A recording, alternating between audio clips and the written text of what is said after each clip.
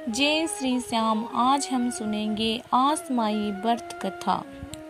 किसी राजा के एक ही बेटा था। इकलौता होने की वजह से वह अधिक लाड़ दुलार से पाला गया था।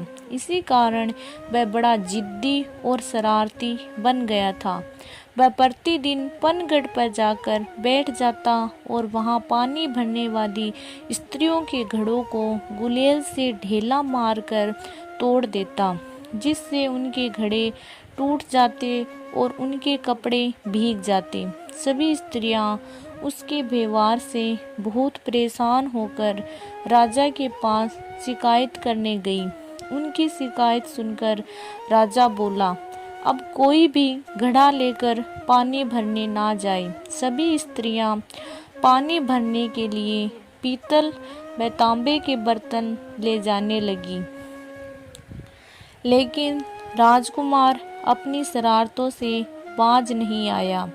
वह उनके बर्तनों को पानी बिखेर कर उनके बर्तन जमीन पर यहाँ वहाँ फेंक देता, जिससे बर्तनों का आकार बिगड़ जाता और वे पिचक जाते। राजकुमार की हरकतें दिन प्रतिदिन बढ़ती ही जा रही थी। स्त्रियां राजा के पास शिकायत लेकर अधिक संख्या में जाने लगी। राजा ने किसी प्रकार उनको समझा बुझाकर वापस भेज दिया और फिर सोचने लगे, यदि राजकुमार की शरारतें इसी प्रकार बढ़ती रही तो हमारी प्रजा राज्य छोड़कर चली जाएगी। बहुत सोच विचार करने के बाद एक दिन जब राजकुमार जंगल में शिकार खेलने गया हुआ था, तो राजा ने एक आज्ञा पत्र फाटक पर टंगवा दिया, जिस पर राजा के हस्ताक्षर थे। उस आज्ञा पत्र में राजकुमार को देश निकाले का हुक्म था।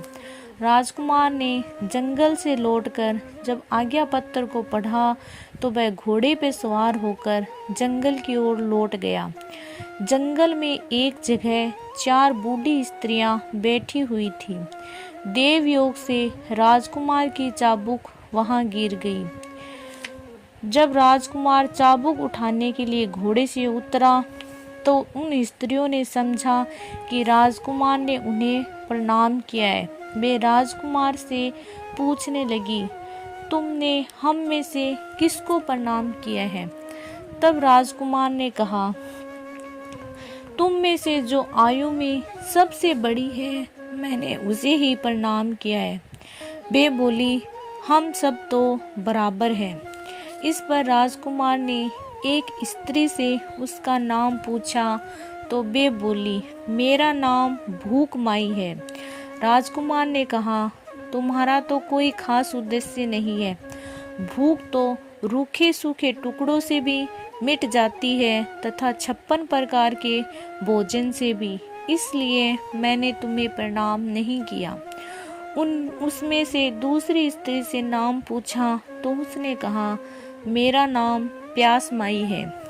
राजकुमार बोला, तुम तो भूख माही की तरह ही हो।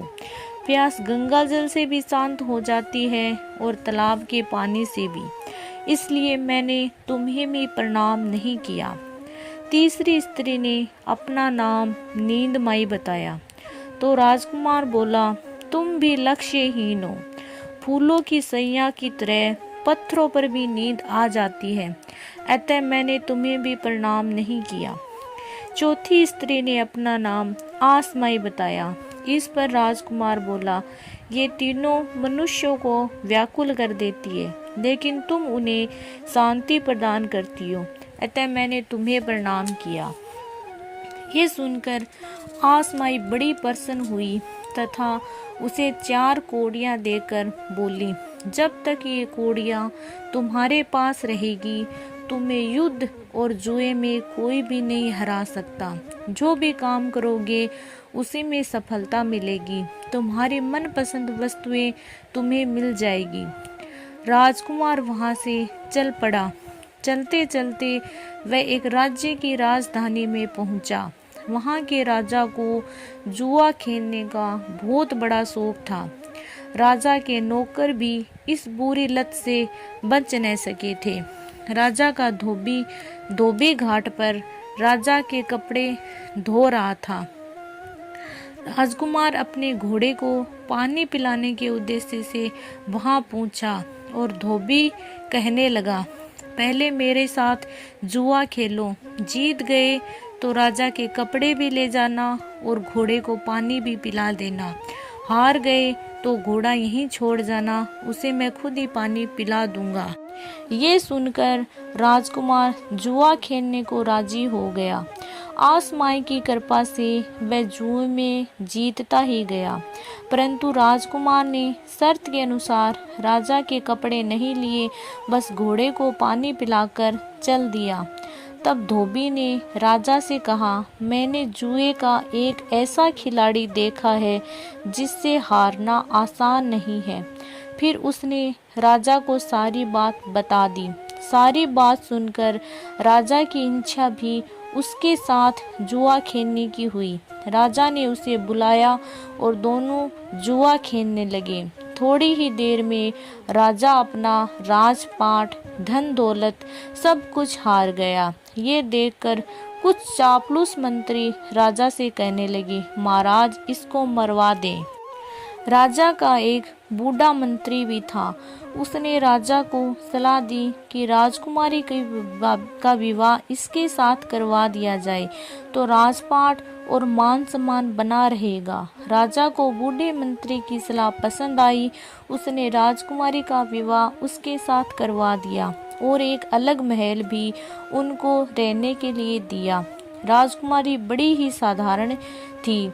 यहाँ उसकी सास नंदे तो थी नहीं, इसलिए उसने कपड़ों की कई गुड़िया बना ली तथा रोज सवेरे उन्हें सास और ननद मानकर उनके पैर छूने लगी। एक दिन राजकुमार ने उसे गुड़ियों के पैर छूते देखकर पूछा तो राजकुमारी ने सारी बात बता दी। तब राजकुमार कहने लगा कि गुड़ियों के पैर छूने की कोई जरूरत नहीं है, हमारे परिवार में तो सभी है। तुम्हारी इच्छा अगर उनसे मिलने की है, अपने पिताजी से आज्ञा ले लो। राजकुमारी ने अपने पिता से आज्ञा ले ली। राजा ने यात्रा का पूरा प्रबंध करके बेटी को विदा कर दिया। राजकुमार जब सेना सहित अपने राज्य के निकट पहुंचा तो प्रजा ने सोचा कि कोई राजा हमारे राज्य पर आक्रमण करने के लिए आया है।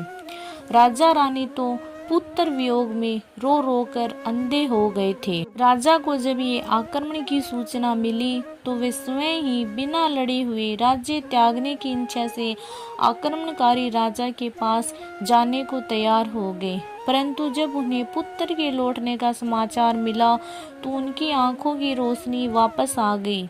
रानी ने रीति रिवाज के अनुसार पुत्र व पुत्र वधू को महल में प्रवेश करवाया।